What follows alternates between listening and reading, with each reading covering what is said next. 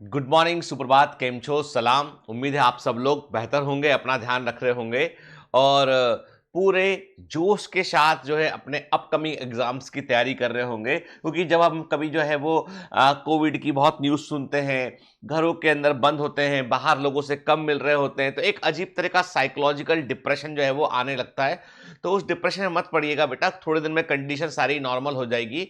अभी हमारे सामने जो टारगेट ये है कि हमारे, चाहे वो बोर्ड के एग्जाम हो, चाहे नीट का एग्जाम हो, चाहे वो आईआईटी मेंस का एग्जाम हो, व्हाटएवर एग्जाम, जो भी एग्जाम हमारे सामने जो है वो आ रहे हैं, हम उनको टारगेट करें। और ये सोचें हम कि कभी कभी जो है वो ब्लेसिंग्स इन डिस्गाइज बोलते हैं ना हम, कि बुरे में भी कुछ अच्छा निकालना है। तो ये मान लीजिए कि ये जो सिचुएशन है कि अभी हम पब्लिक प्लेस पर जाना कम कर दिए हैं, लोगों से मिलना जुलना कम हो गया है, घूमना फिरना बंद हो गया है ना।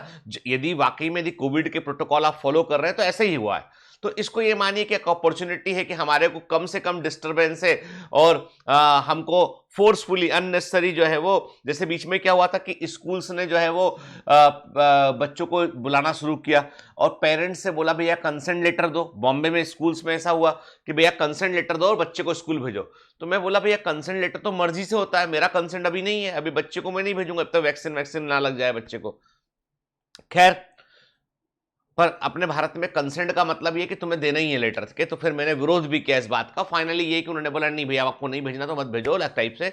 मैं मना नहीं करता, लेकिन क्या बॉम्बे थोड़ा सा, आपको पता है ना कितना कितना बॉम्बे का पॉपुलेशन कितना है, कितना तेजी से सब कुछ चीजें यहाँ फैलती हैं। और हुआ वही कि 15 दिन बाद स्कूल खोले, 15 दिन बाद कोविड का थर्ड वेव आ गया। ठीक है, मेरे बेटे को भी, बड़े जो बड़ा बेटा मेरा है उसको भी जो है वो वैक्सीन जो है वो जो वैक्सीन है उसको, वो 14 साल के आसपास का है, तो जो ईयर 2007 का बर्थ ईयर है तो उसका वैक्सीन उसको लग चुका है। ठीक है, आप भी यदि आप में से किसी का वैक्सीन छूटा है तो वैक्सीन लगवा लीजिए, साइंस पर भरोसा कीजिए, अफवाहों पर भरोसा मत कीजिए। तो मेरा कहने का मतलब था कि जो है हम जो है बुरे में भी हमें अच्छे को खोजना चाहिए।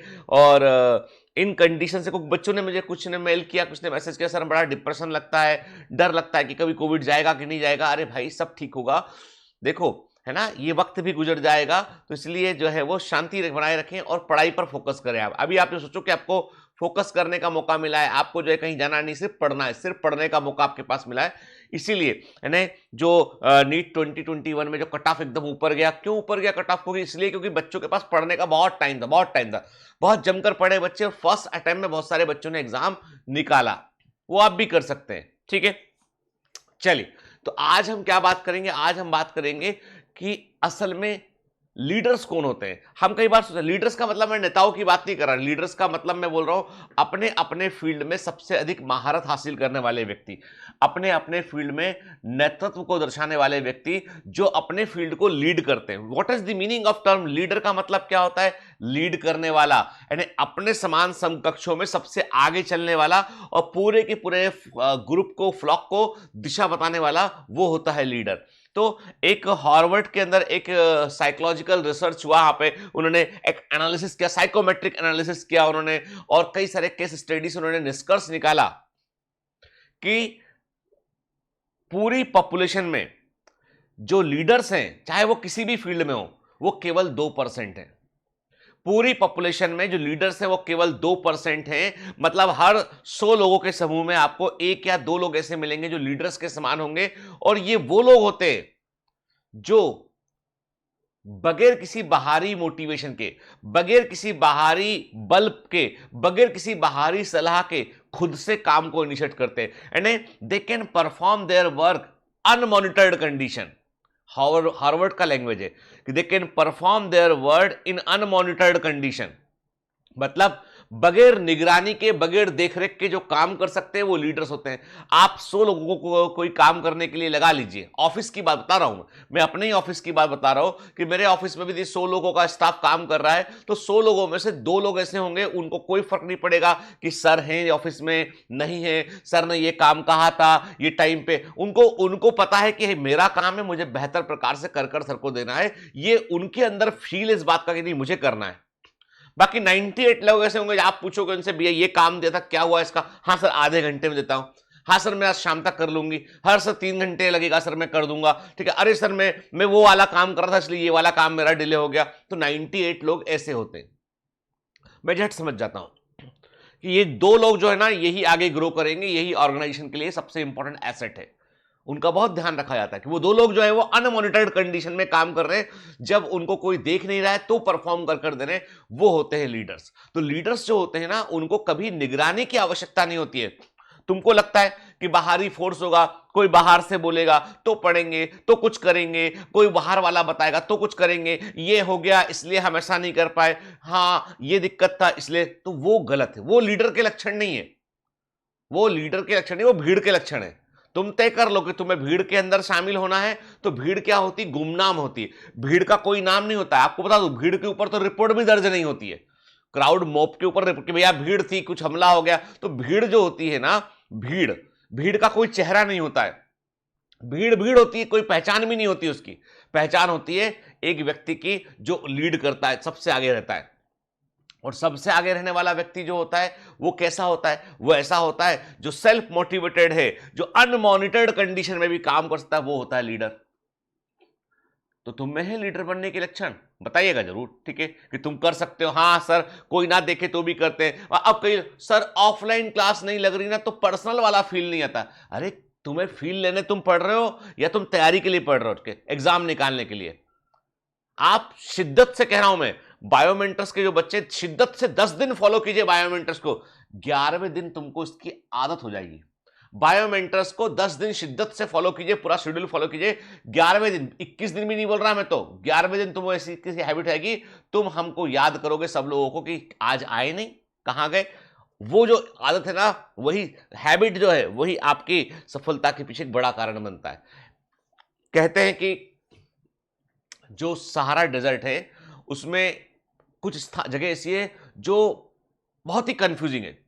एक्चुअली सहारा डेजर्ट बड़ा बड़ा खतरनाक डेजर्ट है। वहां से गुजरने पर जो है वो इस बात की संभावनाएं बहुत अधिक होती है कि आप रास्ता भटक जाएं और भूखे प्यासे जो है व्यक्ति खत्म हो जाए। तो और लेकिन तो भी लोग सहारा डेजर्ट में, लोग एडवेंचर में जाते हैं, वो सहारा डेजर्ट को क्रॉस करते हैं। वो अचीवमेंट के समान होता है कि हमने सहारा डेजर्ट को क्रॉस किया था। हर साल कई 100 लोगों की जान चली जाती है जो सहारा डेजर्ट को क्रॉस करने की कोशिश करते हैं, भटक जाते हैं। और वो क्या, एक खास बात है कि वो बिल्कुल स्क्वायर है। जो सहारा डेजर्ट है वो एकदम स्क्वायर के समान है, उसमें आपको ओर छोर पता नहीं चलता, कोई पौधा है नहीं, कोई निशानदेही वहां है नहीं है, ठीक है। जैसे ही आपने दिशा भटकी आपकी, एक समुद्री जो क्या क्या बोलते हैं, रेतीला, समुद्री नहीं, जो एक रेत का तूफान वहां आया, रेत का तूफान आया, उसने अपने टीलों को लेफ्ट से राइट शिफ्ट कर दिया, आपको समझ में आना बंद हो जाएगा कि तेज जब रेत उड़ेगी तो आप थोड़ा भी यदि आप लेफ्ट राइट हुए आप तो अपनी दिशा से भटक जाएंगे और वहीं घूमते रहेंगे उसी के अंदर, ठीक है। इतना खतरनाक है सहारा का डेजर्ट। जब आप आगे देखते हैं तो आपको सब तरफ एक समान दिखाई पड़ता है, तो एक प्रकार का ऑप्टिकल इल्यूजन होता है कि हम जा किस दिशा में रहे, दिशा का बोध होना बंद हो जाता है। हालांकि हम अभी आधुनिक कॉम्पासेस यूज करते हैं, हम जो है वो चीजें यूज करते हैं, लेकिन उसके बावजूद कंफ्यूजन की संभावना बहुत अधिक होती है। तो क्या क्या देखा ऐसा कि बहुत, एक बार एक फ्रांसीसी ग्रुप वहां से गया, फ्रांस के कुछ लोग थे, वो सहारा डेजर्ट क्रॉस किए, उनमें से कई लोग जो है वो नहीं क्रॉस कर पाए, खत्म हो गए। तो गवर्नमेंट ऑफ फ्रांस ने डिसाइड किया कि भाई सहारा डेजर्ट में हम कुछ निशानदेही लगाएंगे ताकि वहां से क्रॉस करने वाले लोगों को कुछ तो मालूम चले कि किस दिशा में जाना है। उन्होंने क्या किया, जो ऑयल तेल के पीपे देखे तुमने, तेल के पीपे कैसे होते हैं, बड़े बड़े जो होते हैं ना, जो जिनमें मिनरल ऑयल भरा होता है, ऐसे बड़े बड़े ड्रम होते हैं, बड़े साइज के काले ड्रम होते हैं, डामर भरा के आता है इसमें, डामर, सड़क बनने का डामर देखा होगा आपने, आता है। तो ऐसे बड़े बड़े जो है ना काले वाले जो बड़े बड़े जो कंटेनर होते हैं वो उन्होंने लिए फ्रांसीसी गवर्नमेंट ने, और उन कंटेनर में जो है उन्होंने जो है वो ऐसे खाली कंटेनर लेके उन्होंने क्या किया, उन्होंने एक हेलीकॉप्टर से पहले रास्ता तय किया कि ये ट्रैक है सहारा का, और हर 5 किलोमीटर पर उन्होंने वो एक कंटेनर रख दिया एक सीधी रेखा में, कि आप सिर्फ कंटेनर टू कंटेनर दूरी तय करोगे, आप इस कंटेनर से उस कंटेनर तक पहुंच जाओगे, उस कंटेनर से अगले कंटेनर तक पहुंच जाओगे, उससे अगले कंटेनर तक पहुंच जाओगे, तो आप जो है सहारा को पार कर जाओगे। क्योंकि आप, और उन खाली कंटेनर में उन्होंने रेत डाल दिया तो भारी भी हो गए, इतने हैवी हो गए वो कंटेनर कि वो नॉर्मल तूफान हवा में वो हिलते भी नहीं है। वो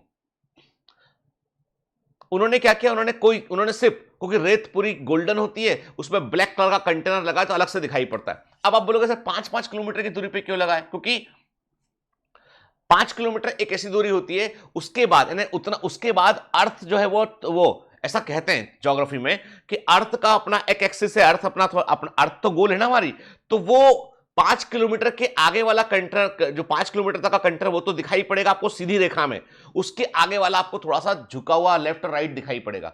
तो आप सिर्फ 5 किलोमीटर वाले अगले कंटेनर को देखेंगे, उसके बाद अगले वाले को देखेंगे आप, तो आप सिर्फ कंटेनर टू कंटेनर पार करते हुए सहारा को आर पार निकल जाएंगे आप। फिर भी 5 किलोमीटर ही क्यों? नंबर एक, अर्थ का जो हम पूरा सरफेस जो है ना, जहां पे वो घूमता है, वो 5 किलोमीटर के बाद घूमता हुआ दिखाई पड़ता है हमारी आंखों से हमको।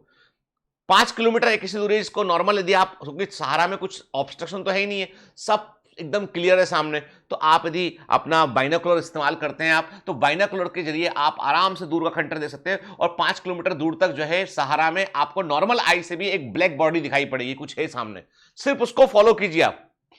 एक कंटेनर से अगले कंटेनर को फॉलो कीजिए, उसके बाद अगले वाले को फॉलो कीजिए, आप सहारा के आर पार निकल जाएंगे। कोई कंफ्यूजन नहीं हुआ उसके बाद से। उसके बाद से लोग दिशा भटकने से नहीं मरे, दूसरे कि भाई रहते वहां पे आपको बीमार पड़ गए, कुछ हो गए, दूसरे कारण हो सकते हैं, परंतु लोग दिशा नहीं भटके कि पानी था, खाना था, सब कुछ था, लेकिन दिशा भटक गए तो खत्म हो गया। नहीं, लोगों को पता, अब लोगों को मालूम चला अभी 20 दिन में हम सहारा क्रॉस कर सकते हैं यदि हम कंटेनर टू कंटेनर फॉलो करते हुए चले। आप बोलोगे इसका क्या मतलब सुबह सुबह? इसका यह मतलब है कि तुम कभी भी किसी बड़े एग्जाम को पार करना चाहते हो, तो तुम बहुत संभावना है कि तुम कंफ्यूज कर जाओ। तुम सिर्फ याद रखो, तुम्हें आज के दिन अच्छा पढ़ना है। ये कंटेनर है एक, खाली पीपा, खाली डब्बा, खाली ड्रम। आज तुम्हें अच्छा पढ़ना है, अच्छे से पढ़ना है, कल तुम्हें अच्छे से पढ़ना है, फिर परसों तुम्हें अच्छे से पढ़ना है। मत देखो एग्जाम की तरफ कि एग्जाम कब होने वाला है क्या। आज अच्छा कीजिए, कल अच्छा करने का वायदा कीजिए, उसके बाद कल अच्छा कीजिए, फिर परसों अच्छा कीजिए। आप छोटे छोटे छोटे छोटे ऑब्स्टेकल्स को पार कीजिए, आप छोटी छोटी दिशाओं में दूरी तय कीजिए। सहारा मरुस्थल जब क्रॉस हो जाता है तो एग्जाम निकालना कौन सी बड़ी बात है। वहां तो जान का खतरा है, यहां तो जान का भी खतरा नहीं है। बिल्कुल डेफिनेटली आप एग्जाम निकाल सकते हैं। सिर्फ बात इतनी सी है कि छोटे पीपो के या वो ड्रम के लक्ष्य को तय कीजिए। आप मत देखो इतना बड़ा सिलेबस फिजिक्स का, इतना बड़ा बायोलॉजी का, अरे क्यों देखते हो उसको? एक चैप्टर पूरा किया ना, अब अगला पूरा करेंगे, फिर अगला पूरा करेंगे, फिर अगला पूरा करेंगे, ऐसे कंटेनर टू कंटेनर मूव करेंगे, चैप्टर टू चैप्टर मूव करेंगे, सहारा मरुस्थल क्रॉस कर लेंगे। एग्जाम वाला सहारा मरुस्थल है ना। तो चलिए मिलते हैं कल। Have a great day, all the best, bye bye.